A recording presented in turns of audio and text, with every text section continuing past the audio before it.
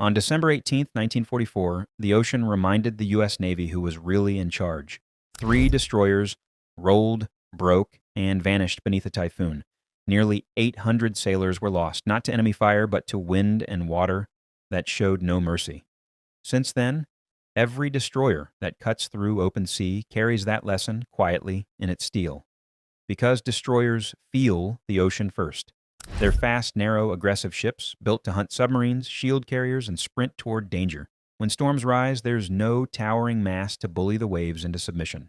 Just seamanship, discipline, and crews who know that one bad decision can turn weather into a death sentence. So how do modern destroyers survive conditions that once sank entire ships? How do crews lock down a vessel that never stops moving, never stops rolling, and never stops being tested by the sea? That's exactly what this video is about. And if you want more real naval stories told from the inside out, make sure you subscribe before we begin.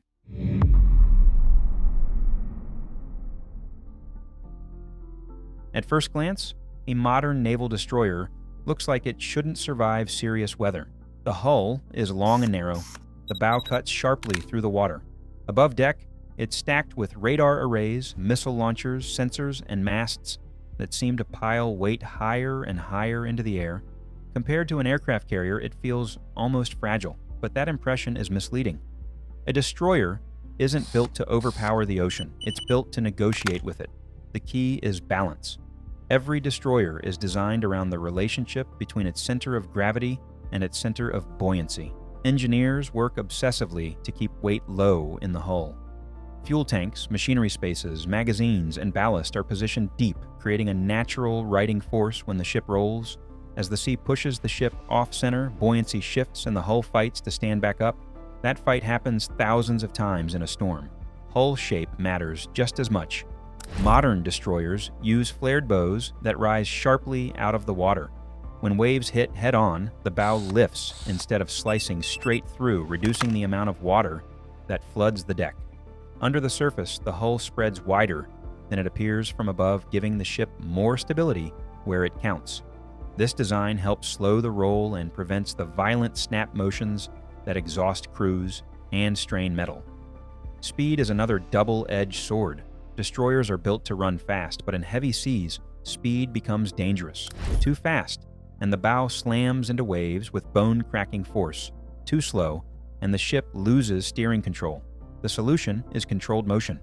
Captains adjust speed constantly, riding the fine line where the hull works with the sea instead of fighting it. Even small details matter. Bilge keels along the hull resist rolling motion. Drainage systems clear water from the deck before it can shift and destabilize the ship. Every antenna, launcher, and platform is tested against extreme motion limits long before the ship ever sails.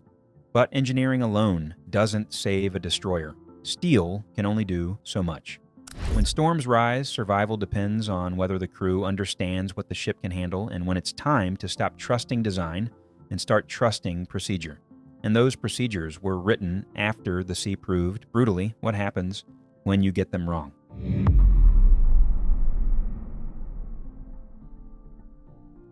The U.S. Navy learned its hardest lessons about storms the same way it learned most of its early lessons, by losing ships.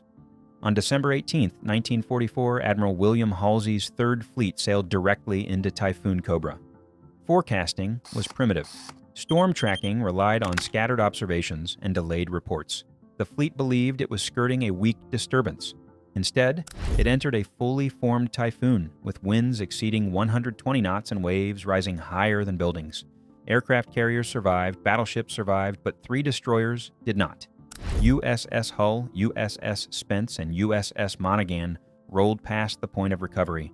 Low fuel levels raised their centers of gravity.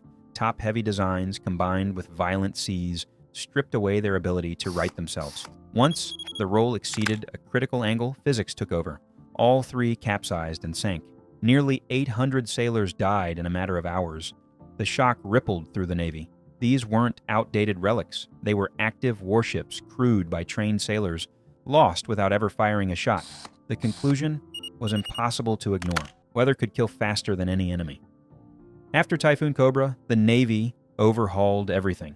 Weather forecasting became centralized. Storm routing was treated as a command responsibility, not a background task. Fuel management rules were rewritten so destroyers would never again face extreme weather with unstable loads. Most importantly, the Navy redefined how ships prepared for storms. Surviving weather was no longer about bravery or improvisation. It became about discipline, about locking down the ship before the first wave ever hit, about assuming systems would fail and planning for that failure in advance. Destroyers, more than any other surface combatant, absorbed those lessons deeply. Their role put them closest to danger and farthest from margin. Screening carriers running independent patrols, operating where seas were worst and support was distant. From that point on, storm survival became a science. Checklists replaced instinct, redundancy replaced hope, and every destroyer crew learned the same truth early in their training. The ocean doesn't forgive confidence, so when modern destroyers sense serious weather coming, the ship doesn't brace, it transforms.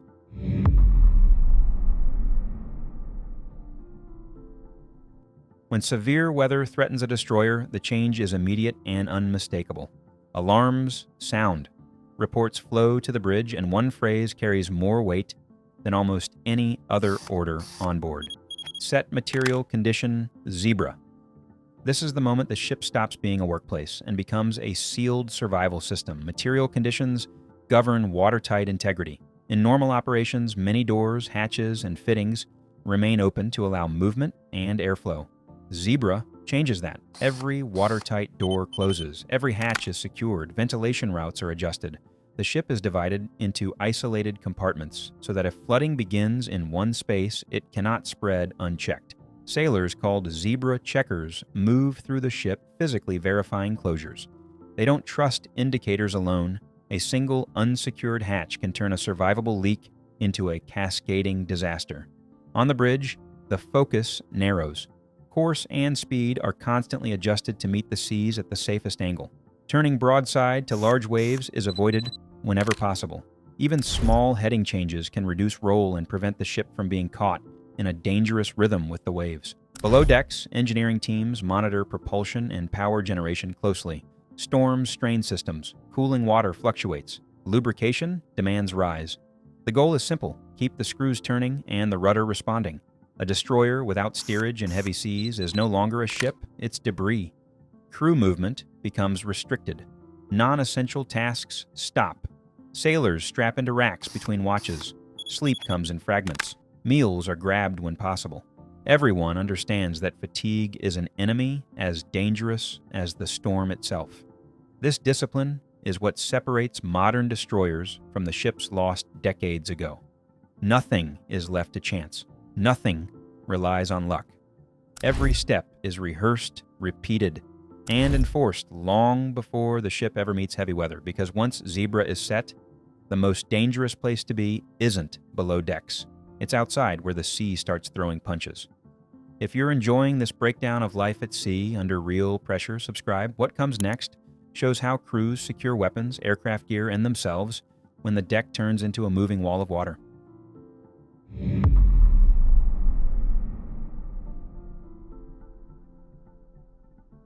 On a destroyer, the deck is never truly safe. In calm seas, it's a workspace filled with equipment, lines, launchers, and sensors. In heavy weather, it turns hostile. Steel sweats. Water runs in sheets. Anything unsecured becomes a projectile with no loyalty to physics or rank. That's why destroyer crews begin topside preparations long before conditions peak. Every loose item is either lashed down or moved below. Boats are double secured. Lines are checked, then checked again. Safety nets are rigged. Drainage scuppers are cleared so water doesn't pool and shift weight unexpectedly. On a ship this narrow, even a few tons of moving water can change the roll behavior enough to matter. Weapon systems add another layer of risk. Vertical launch cells are sealed and monitored. Exposed mounts are locked in safe positions. Sensitive sensors are protected where possible, but the sea doesn't care about electronics. Waves can slam into the superstructure with enough force to bend railings and shatter fittings. That's expected. What isn't acceptable is losing control of equipment or injuring crew. Helicopter operations are usually suspended early. A destroyer's flight deck is small, even on a good day. In heavy seas, it becomes one of the most dangerous places on the ship.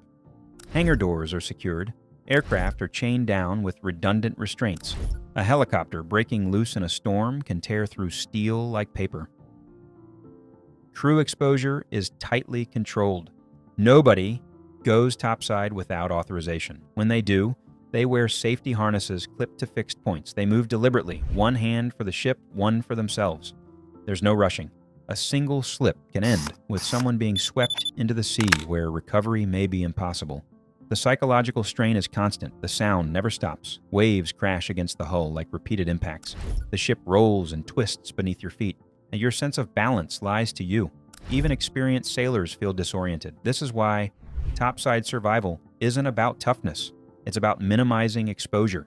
The safest sailor in a storm is the one who doesn't need to be outside at all. But sometimes, even with everything secured, the destroyer still has work to do, and storms don't pause the mission.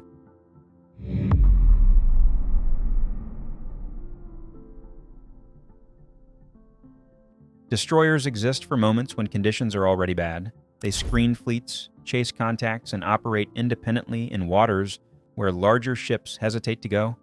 When storms hit, those responsibilities don't disappear. They get harder. The first fight is against motion. Heavy seas introduce a dangerous rhythm. If the ship's roll matches the timing of the waves, each crest pushes it further until stability erodes. Breaking that rhythm is critical. Captains constantly adjust heading and speed, sometimes sacrificing comfort to preserve control. Heading directly into waves reduces roll but increases pounding. Turning slightly off can ease impact but risks heavier rolling. There's no perfect answer, only constant correction. Speed management becomes survival math. Too much speed and the bow slams violently into waves, stressing the hull and injuring crew.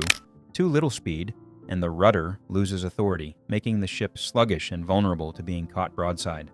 The bridge team monitors wave sets, engine response, and steering behavior minute by minute.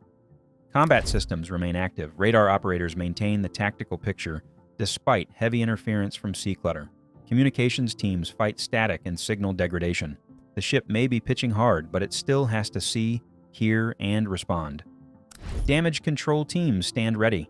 Flooding is the primary fear. Storm-driven water can enter through damaged fittings or compromised seals. The moment water is reported, the response is immediate. Pumps engage. Boundaries are set. Compartments are isolated. The goal is never to stop flooding instantly. It's to stop it from spreading. Fatigue becomes a silent threat. Watches stretch longer. Sleep is fragmented. Sailors learn to function while nauseous, soaked, and exhausted. Mistakes are more likely in these conditions, which is why procedures are rigid. There's no room for creativity when the margin is this thin. What separates modern destroyers from their predecessors is not bravery. It's restraint. Crews know when to push and when to back off. They respect the sea's leverage. They don't try to prove anything. And when the storm refuses to break, endurance replaces urgency. The ship rides it out, wave by wave, correction by correction, trusting that discipline will outlast weather. That endurance isn't accidental. It's the product of technology and training that didn't exist when storms once wiped out entire squadrons.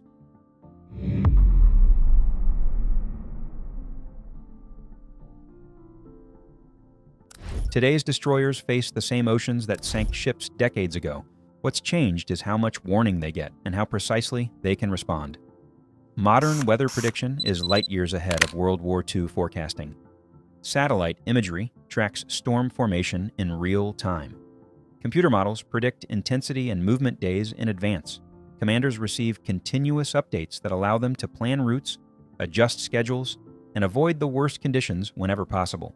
But avoidance isn't always an option. That's where technology on board matters. Improved hull designs reduce slamming and control roll more effectively. Structural reinforcements absorb stress that would have damaged older ships. Power systems are more resilient, designed to stay online even when conditions fluctuate violently.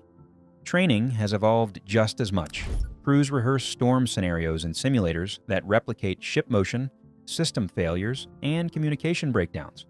Procedures are drilled until they become automatic. In real storms, there's no time to debate. The response has to be immediate and correct.